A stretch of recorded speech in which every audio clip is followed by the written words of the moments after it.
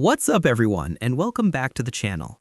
Today, we're breaking down the socio-sexual hierarchy, a framework that categorizes male archetypes based on social dynamics and dating success. Whether you agree with it or not, understanding these categories can help you identify where you are and, more importantly, where you want to be. We're covering all 6 ranks, from alpha to omega. Let's dive in. Alpha, the natural leader. At the top of the hierarchy sits the alpha. Alphas are confident, dominant, charismatic, and natural-born leaders. These are the guys who walk into a room and immediately command attention. Highly attractive to women, alphas are typically extroverts who thrive in social situations. They're highly successful in their careers because they're driven, ambitious, and unafraid of competition. In fact, they thrive on challenges. The harder the obstacle, the more motivated they become. Alphas lead by example. They make decisions confidently, take risks, and aren't afraid to stand alone when necessary. Other men naturally follow them, and women are drawn to their magnetic presence and leadership qualities. If you're an alpha, you set the standard. If you're not, studying alpha behavior can teach you valuable lessons about confidence and leadership. Sigma, the introverted alpha. Next, we have the Sigma, often called the introverted alpha or the lone wolf. Sigmas possess all the confidence and capability of alphas, but operate completely differently. Unlike alphas who seek and enjoy social attention, Sigmas are perfectly content on their own. They don't need validation from groups or hierarchies. They create their own path and live by their own rules. Immensely confident and highly attractive to women, Sigmas are mysterious and charismatic precisely because they're hard to read. They're not trying to impress anyone, which ironically makes them incredibly impressive. Sigmas are self-reliant, independent thinkers who don't follow the crowd. They're successful on their own terms and don't need a social circle to validate their worth. This self-sufficiency and mystery makes them magnetically attractive. Think of the Sigma as someone who could be an alpha but chooses not to play the social game. They're equally powerful but prefer to operate from the shadows. Beta, the loyal follower. Betas are the followers in the hierarchy. They orbit around alphas and support the social structure without leading it themselves. Betas play it safe and avoid risks. They lack the self-esteem and confidence to lead, so they prefer following established paths. One of their defining characteristics is that they tend to put women on pedestals. They worship women and often blindly follow their lead rather than maintaining their own masculine frame. Betas are typically reserved, idealistic, and conflict-averse. They want everyone to like them and will sacrifice their own opinions to keep the peace. While they can be successful in careers, they rarely reach the top because they're uncomfortable with the risk and confrontation that leadership requires. In relationships, betas often become the nice guy who finishes last. They're reliable and stable, but they lack the edge and confidence that creates attraction. Delta, the average guy. Deltas represent the average, normal guy.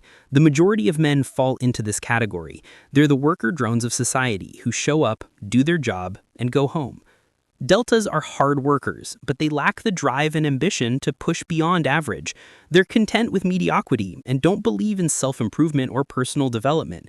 This is why they struggle with attracting women. They're neither exceptionally attractive nor particularly interesting. Deltas are predictable, stable, and reliable, but they're also forgettable. They blend into the background because they don't stand out in any meaningful way. They're not bad guys, they're just unremarkable. The good news? If you're a Delta, you have the most potential for growth. You're starting from a stable foundation and can develop the qualities that move you up the hierarchy with focused effort and commitment to self-improvement. Gamma, the confused rebel. Gammas are where things get problematic. These men are unattractive, bitter, and deeply introspective, but not in a productive way. Confused about their place in the social hierarchy, Gammas often fail to follow basic social rules.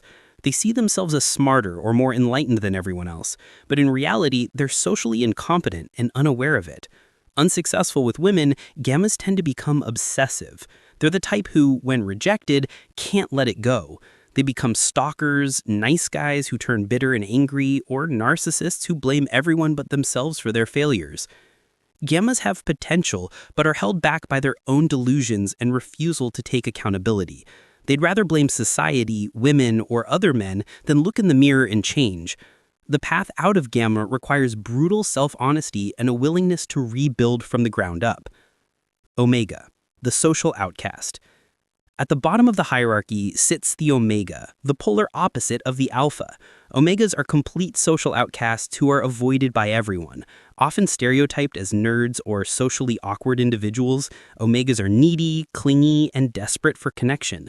They lack basic social skills and are often completely unaware of how they come across to others.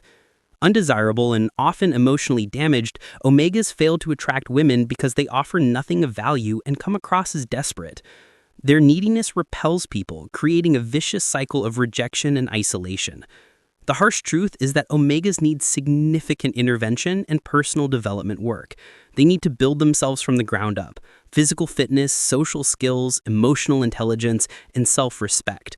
The journey from omega to even delta requires massive effort, but it's possible with commitment and the right guidance. So there you have it, the socio-sexual hierarchy from alpha to omega. Remember, these are archetypes, not permanent identities. You can move up this hierarchy through conscious self-improvement, developing confidence, building social skills, and working on yourself physically and mentally. The question isn't where you are now, it's where you're going. Are you committed to growth, or are you comfortable with mediocrity?